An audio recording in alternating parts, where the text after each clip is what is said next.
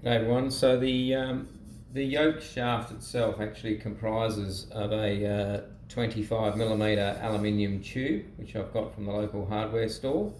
That's a 1 meter. Sorry, you can't get it in the shot. That's a 1 meter length tubing, and obviously I'll cut that down once we get the other one out of the shaft, so I can remember the length of it. But it will be cut down a bit. So yeah, 20mm in diameter. 25mm in diameter and 1mm thick, and very easy to work with, being aluminium as well, and nice and solid. So yeah, that's what I've got existing, and this is what we will use to change out. So yeah, let's have a look at the next piece. So as you would have seen before, I've now 3D printed two of the back halves. So there's one there, and here's the other side, and they just simply connect together.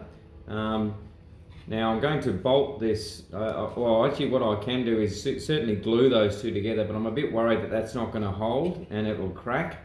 So I'll tack them together with glue, and then actually you can see there's actually, you can bolt this through here, so both here and at the base.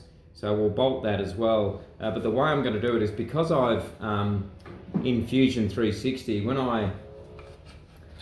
I effectively modified the back of this yoke here, particularly with this hub piece that holds it. I needed to modify this from being, I think it was a 15 or 16mm to 20, and I've made it a fairly tight fit. So if I do this first like that, and then try to offer in the shaft through there, that's actually not going to work. It'll just be too tight. But what I will do is actually put the shaft on first. So basically I'll clamp that into there like that, and then clamp this piece on like that to really hold it in tight, if that makes sense. So that's how I'll do that. Anyway, let's now just get this thing prepped up, and I'll show you what it looks like once it's all finished. So in terms of getting this back bit on like that, and as you can see, it's going to look pretty good once that's on there. Once that's done, what we can then move into is doing the front section. But now with the back section, once it is done like this, I'll be able to run the wiring through and get all the wiring done for the push button controls and whatever else I want to do on that. So we'll move to that next. Okay, so I've now bolted these two together. As you can see, I've got a bolt through the top one there and a bolt through the bottom one there. And what I did is I just did that quite loose to start with, just so I can get the shaft through the middle there, and then literally tighten them both up. Once that was done, then I've got on the on the underside here, you can see that there's a bolt going straight through there. So and that's just going straight through the shaft to the other side. You can see that like that, and that's just effectively just to retain that shaft in there so that it doesn't turn around inside independently of the yoke, and then that holds that all in place nice and tight. So this is a real tight fit. It is really solid now. That doesn't, no flex at all, no movement. So really happy with that.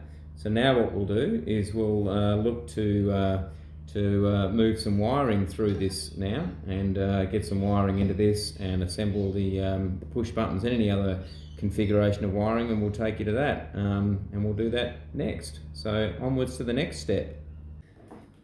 Okay, here we go. Here's the fully assembled yoke, and I haven't wired it up yet. I'm going to show you that in a moment. So that's it, all bolted together now, and it's really solid, so it's great, with the two front halves now on there, and you can see the seam just down the center there, but I'll have my iPad over the top of that, so that'll look pretty good.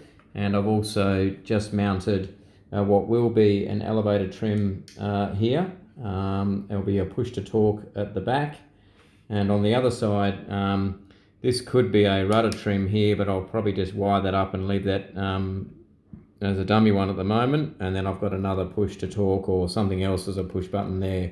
There are some additional ones here on either side, and I don't really have a use for those at the moment, so excuse me, I don't have a use for those, so I may just leave them blank or blank them off or whatever. So really for me, I mainly use push to talk here, but I'm also wanting to perhaps introduce elevator trim through that control as well. So we'll see how that goes. So now I'm going to take the front half back off again, get these switches out, and start some soldering to basically get these switches soldered up, and then I'll test them first before I offer this whole thing up. So I'm going to solder these things up first, or at least solder one or two of them up, just test them on the Arduino board, see if it works, and if it's all good, then we will hook them all up and then assemble this side, which, as I said before, this is the co-pilot side. So we'll get this one working and we'll go from there. Okay, let's get these things soldered up.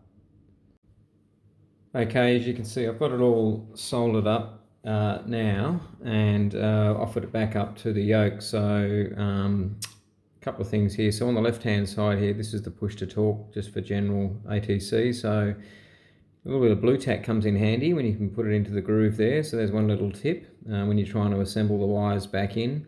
I originally was doing this with the shaft at the back there, and that just wasn't working. So a lot easier to do it with the shaft off, and then you can offer it up. And I'll just put the shaft back in now, and I'm just going to clamp that up. So on the right hand side here, again, I've got another push button here. I don't know what I'll use that one for, but at least have it wired, ready to go. And again, just have some blue tack just locally inside the groove there, just to hold the wires in. I think as I've done already on the front plate here, there's the lack of a groove, which I think can be a design modification so that we get a groove in there, which just helps trying to feed these wires back through. But basically what I've got on this one here is, which I'm hoping will work, that'll be the elevator trim, and that's that switch there. So that hopefully will be functional once I get that in. This one here is again, same thing again, but I just haven't hooked it up. It's mainly just for show, that one. So what I'm going to do now is just offer this back up together, bolt it all up again, hopefully co-pilot side is done, and then we replicate the same thing for the pilot side. We'll test this one first, just to make sure it is working. I have independently tested each of those switches. They are working.